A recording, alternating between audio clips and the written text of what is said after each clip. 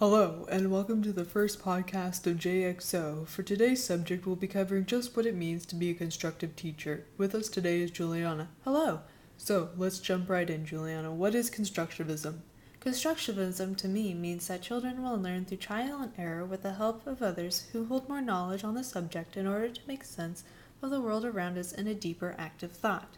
How interesting. You know, there's many differences between a constructivism and a traditional teaching, like lectures. Instead, how would you compare these two? Well, I can start off with the obvious. They're both ways of teaching. More realistically, both constructivism and traditional can use the top-down method. How so? Well, when you start out in a class with a lecture, you usually start with a broad picture that will then be taught and then go into details. The only difference is constructivism is that students will learn for themselves. What are the different roles of the teacher and the student? Well, in both classroom sites, the teacher role is to create a warm, welcoming environment and to help guide and mentor the students. However, constructionists focus on guiding and traditional is more about teaching knowledge. For students, there might be some difference too. In a traditional class, the students are there to learn and to listen mainly to the teacher, and for constructionists, their students are also there to become the teacher and reverse lessons or reciprocal teaching. Thus, they might not only listen to the teacher, but the peers as well. And all of our students learn in different ways, so I think both methods should be present in any classroom. Speaking of classrooms, what's the subject of this class? Art. Fun choice. How would you create a constructivist assignment in this class?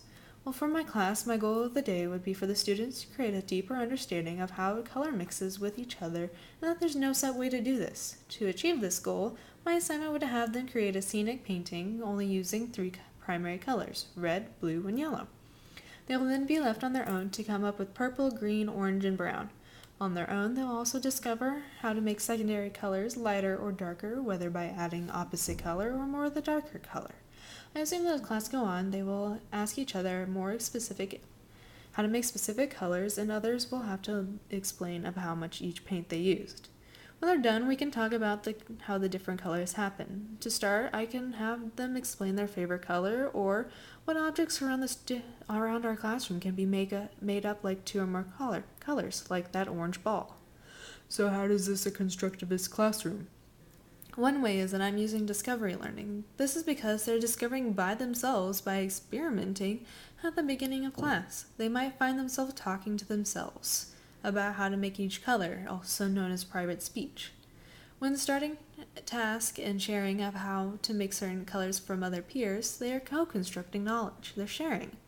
Or when they explain to the class how their favorite color is made, they're using reciprocal teaching. They're teaching us.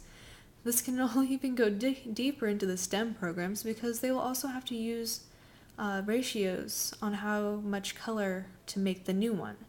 At the end of the activity, they'll either have assessment knowledge into previous schemes, which as adding new colors to old knowledge of what a color is, or accommodate schemas to new knowledge, as we have now made new categories of what our old colors can be made of.